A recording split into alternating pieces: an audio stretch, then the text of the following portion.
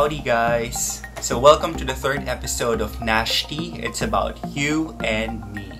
So today we're going to talk about grazing tables. So this is actually the third episode of my vlog for this season. So what exactly is a grazing table? According to yummy.ph, a grazing table is an arrangement of appetizers, cheeses, cold cuts, bread, and other snacks to munch on. It is a setup meant to encourage guests to walk by, help themselves to their aperitif of choice, feel comfortable, and mingle.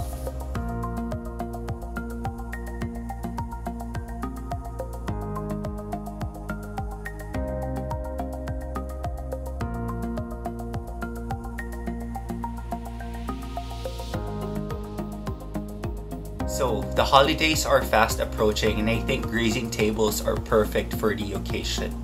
So, what exactly are the tools or ingredients that one needs to set up a grazing table? So, I'll enumerate them for you. So, let's start with the basics. Of course, for you to have a grazing table, you need to have a table. How big should the table be? Well, it depends on how many people you plan to feed with that grazing table. So preferably it has the tabletop is white, or at least it has like a solid plain color so that when you put food on it, it would pop, right? So it would look more attractive. So aside from the table, you would need the following. So you would need like wooden boards, cake stands, marble boards, porcelain bowls. Of course, if you think that some of these are quite expensive or you don't have them available, then you could also use like chopping boards. You could use baskets, you can use trays, or even just mason jars. It just adds to the to the presentation. So we now have this boards and trays and bowls and stands. So what's next? Of course, you have to have like the food itself. So you would need cheese. So what types of cheese? So you would need the hard cheese, soft cheese, blue cheese. There are different kinds. I'm not really sure how to pronounce some of them, but there's I think there's Gouda, there's Brie, there's Manchego.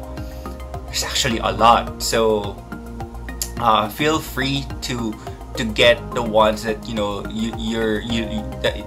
like the taste, of course. And then of course you have to have like dried fruit. So you could pick like dried strawberries, probably some dried mangoes, or any dried fruit.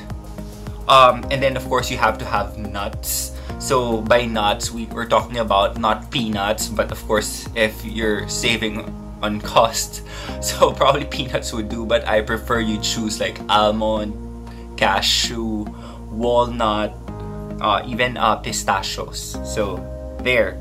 Of course you have to have crackers. For cold cuts, there's a lot actually. You have like ham, and then like the prosciutto.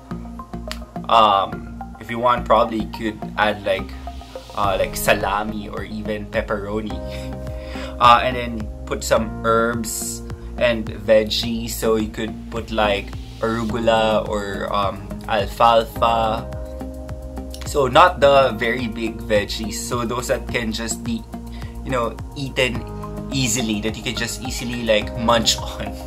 So don't put like a large squash, or probably like a very big cauliflower or something.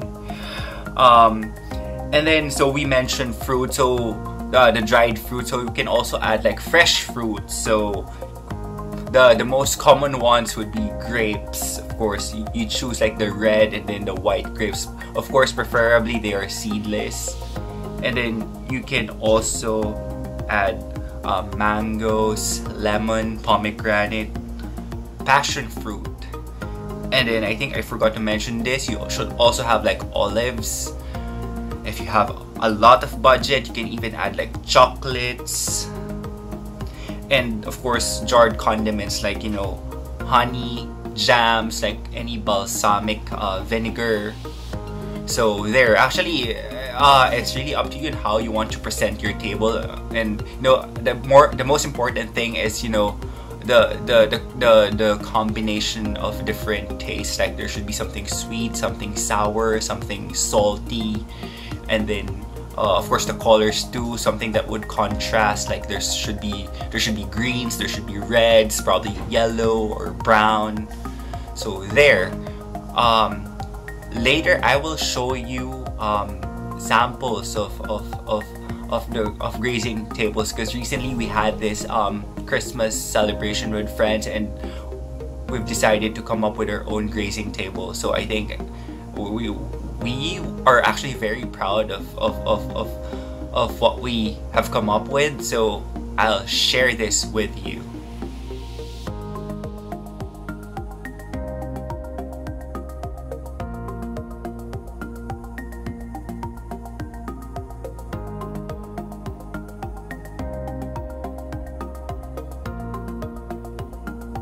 So I've mentioned the different tools and ingredients, you know, that one needs to set up a grazing table. So where can you actually buy most of these ingredients? Luckily, most of them are available in your, you know, local supermarkets and groceries. So you know, there's always SM, there's Robinsons, there's Rustan's. So I'm sure you can find most, if not all. Of course, you can always substitute something with another thing. Choose something that fits your tastes. Choose something that fits your budget. And of course, something that your guests would want to eat. So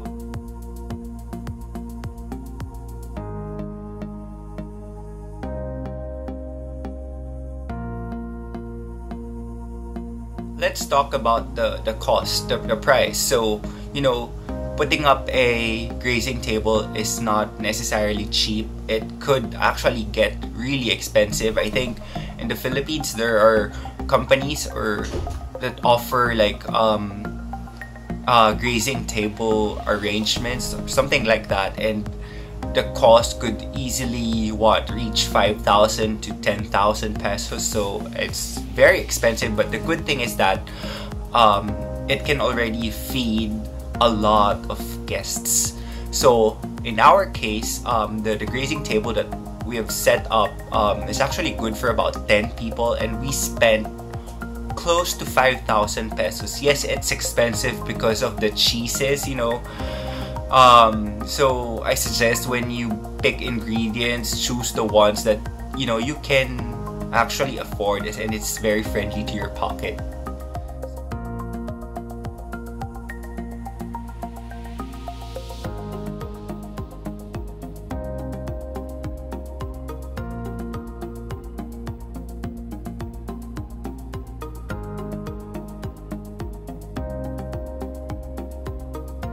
So I've mentioned the costs and, you know, the different ingredients that you need to set up a grazing table. I think one thing that I forgot is that thing that you drink. You know, you can't just eat, you have to have something to drink. So of course, any grazing table should have a selection of, you know, different wines. So I suggest you pair it, you know, with red wine. You can just choose which you think most of your guests would appreciate. So there. And may I just say that the 5,000 peso budget that we had did not include the wine. So there. So after this, I'll also share with you like snippets of, you know, of us setting up the table, the before and after, so you'd see how, you know, hungry and, you know, how gluttonous we were. So there. And of course, we'll also share with you some like photos of us doing the exchange of gifts. So it was a very fun night. We really enjoyed it. You know, I seldom see my friends, like it's not like I see them every weekend, so this one's very memorable for us.